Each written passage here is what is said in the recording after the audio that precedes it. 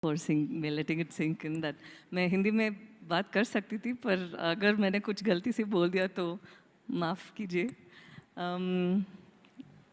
It's not easy for actors to get roles like this because एक भगवान एक goddess को प्ले करने के लिए इतना एक easy काम नहीं होता है. एक टीम होनी चाहिए who is putting their heart and soul into making it the best version of what they can present to the world because it becomes itihas, it becomes history for the rest of the world to think go back to in the future. So ऐसे एक project में मुझे चुनने के लिए thank you so much. And when it comes to playing Sita Ma, I don't think I chose the role.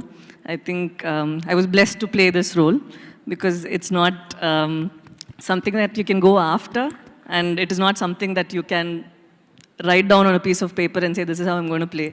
I would just sit and meditate and say, Sita Ma, you act through me. Whatever comes through me is what you want for the film. And I was always keeping myself as pure as possible, at least in my thoughts, to keep it very neutral so that I have the best version of me presenting there. And उस कोशिश में मुझे लगा कि मैं बहुत कुछ सीख लिया. ठीक लगा. Going good. Thank you.